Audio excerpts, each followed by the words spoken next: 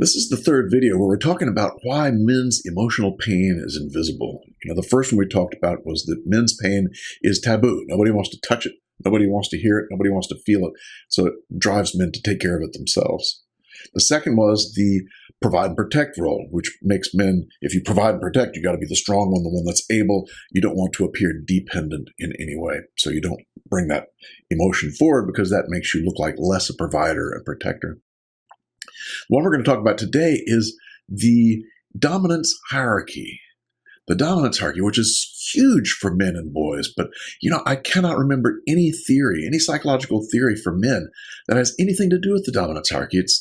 I don't think there's ever been one.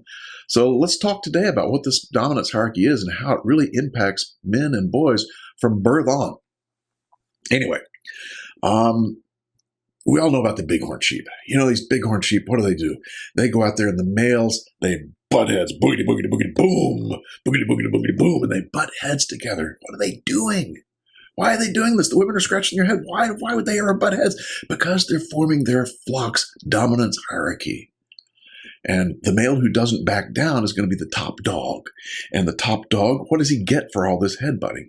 He gets good relational contact. He gets reproductive success. He gets access to the top females, right? Bowerbirds, birds, the same thing.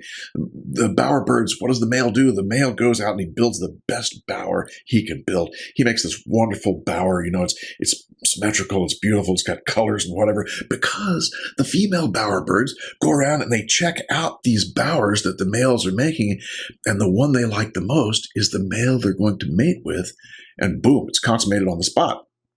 So these males are very motivated to make a really good bower. And guess what else the males do? They fly around to the other male bowerbirds' bowers and sabotage them. This is serious business. They want to be at the top.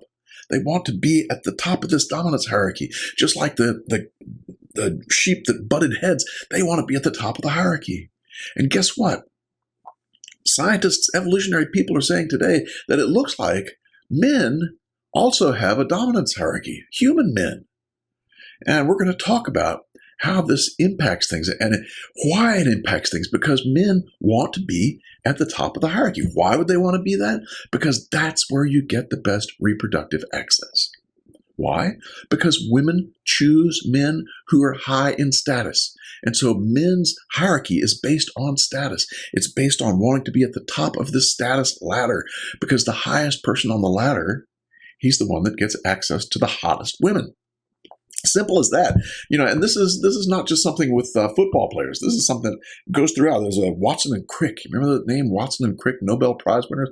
Well, one of them had a quote one time. And the quote went something like, "I've never done anything in my personal or professional life that wasn't meant to get me closer to a pretty girl."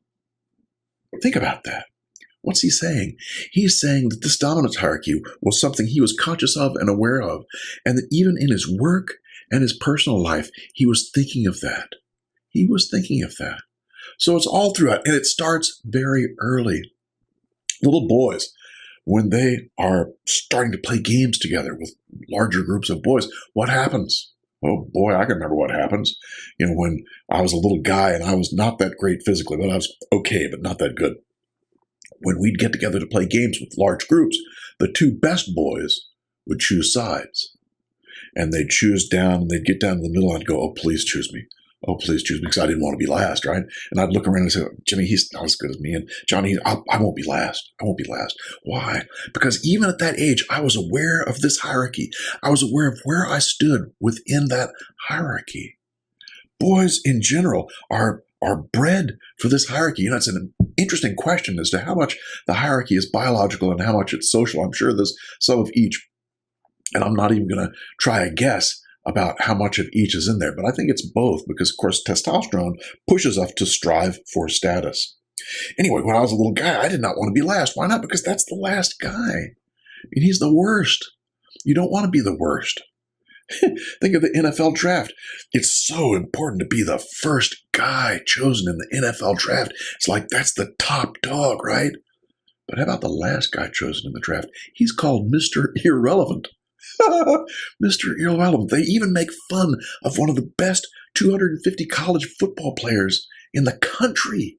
because he's last in that hierarchy. Men will do anything they can to try and stop from being last. Well, anyway, this in boys, when boys are little, in fact, guys, think back to when you were in elementary school. Can you remember the name of the boy that you used to sit with at lunch? Probably not. But can you remember the name of the boy who could kick the ball the farthest? Yeah. Can you remember the name of the boy who was the fastest? Yeah. The toughest? Yeah. The strongest? Yeah. Get the idea? Anything with EST on the end of it, boys are very sensitive to that because they're thinking hierarchy. They're thinking, where do things start and stop? Where am I in this whole hierarchical thing? So it starts early. Gosh, video games. My daughter, when she was little, she used to play video games, and oh yeah, she loved to play the video game, and it was fun. And then she'd stop and have dinner. And my son, no. When he played, he was going to get to level 27, right? He was thinking hierarchy because being at level 27 meant he could go to school and say, I'm at level 27. They go, oh, no, you're not. Oh, yes, I am, right? That's hierarchical. That's the kind of thing that happens. The boys strive for status. They move into a status realm where everything around them is status. We'll be looking about the adult men and the whole status thing, because what happens when we become non-boys? What happens? We still are involved in status and hierarchy. You look at almost all the male professions. What happens? There's rank. You can look at someone's shoulder and you can tell what rank they are. What's rank? Rank is hierarchy. Rank is hierarchy, whether it's the policeman, the army, the whatever. If you're first, second, third, fourth, guys know where they are. And in some ways, you see, the hierarchy helps in getting things done because it orders things. And okay, I'm the private, I'm not the corporal or the sergeant. And so if the sergeant says to do something, I'll do it. But think about this. When men are in a bar and they've been drinking and someone questions someone else's status, what happens then? There's no stripes on the shoulder, right? That's when you get into fights because they're fighting over hierarchy. They're fighting over status. And this happens a lot of times around alcohol. It happens a lot of times around when men are mentally ill or when men have low IQ. Any of those three things will create more and more combustion in the whole status thing because this is something that's very serious to men. The whole thing of hierarchy and how we start to deal with that. The rank is one thing. You can see it on someone's shoulder, but you can see it another place, in the newspapers that men read. What are the men's favorite sections of the newspaper? What do you think? Sports and business. Now, what do those two things have in common? Hierarchy after hierarchy after hierarchy. The sports page has who's first, second, third, fourth, all the statistics, ERAs, run batted ins, blah, blah, blah, blah, blah, who's first, second, third, fourth, in all of those hierarchy, in the league, in the Major League Baseball. I mean, it's like, these hierarchies after hierarchies, that's where guys live. And we like it. I love sports stuff. I love sports statistics, because it plays into my nature, my hierarchical nature, knowing who's first, second, third, etc. Now, how about business? Oh, gosh, you turn to the business page, what do you see? You see hierarchy after hierarchy. The stock market's up, such and such rose up 10 cents on the dollar, blah, blah, blah, right? It's all about who's first, second, third, fourth. This is in our blood in some ways. What does the hierarchy do? It gives men a barometer of their own status. It tells us where we are, whether it's choosing side for a ball game, or whether it's the stripes on our shoulder, or whether we win the Nobel Prize. We're getting a sense of where we are in the hierarchy. And here's an interesting thing that's important to know. Not all men are striving for status in the same way. In fact, most men strive for status in very, very different ways. You can have a guy who's striving for status, who's a criminal, who wants to pull off the best crime, right? You could have a guy who's a pacifist who wants to put out the best conference for pacifism that he possibly can, or a guy that's a football player who wants to be the best football player, etc. The guy that's the academic, he wants to publish in the most prestigious journals, right? These are all ways to be involved in the hierarchy. It's not always a physical thing. It can be mental. It can be creative. It can be all kinds of things.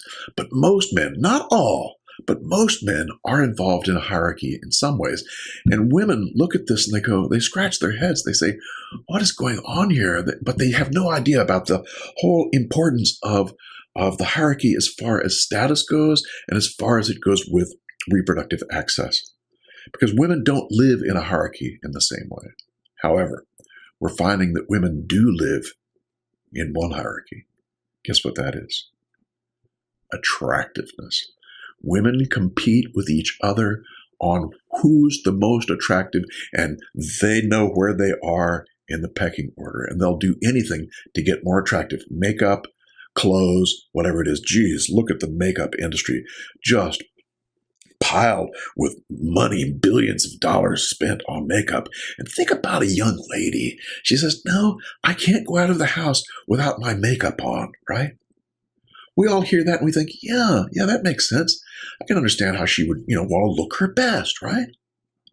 But can we understand a young man who says, I don't want to emote in public because that would ruin my status? Because what happens? What happens in the hierarchy if you start emoting? Crunch. You go to the bottom. Your status goes way down. Because status is built on what? Independence. How independent you are. Emotions are what? Dependency. That's boom. You're going down to the very bottom of the pile if you emote publicly. Men know this. We're aware of that. So we try and take care of ourselves, and we do use our actions. We take care of ourselves through thinking our own self, our own heads, and lots of other ways, which we'll be talking about as we do more and more videos on men and healing. Oh, let's see. What else have I forgotten? Maybe that's enough for now.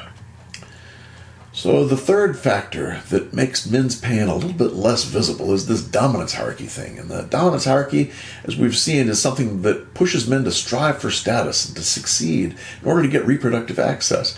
And importantly, it also pushes men to not show things that keep them from succeeding. Of course, emotions and dependency are two things that just make you drop to the bottom. This is something that really impacts men more than women. I saw my son do the same thing I did with the choosing sides thing, but I never saw my daughter choose sides to play house.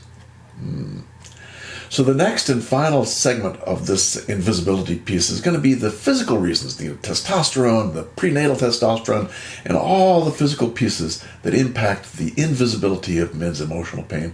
And we'll get to that one next. And until then, keep in mind, men are good, as are you. And come see me on Patreon. I could really use your support. Like, comment, subscribe, and all that stuff.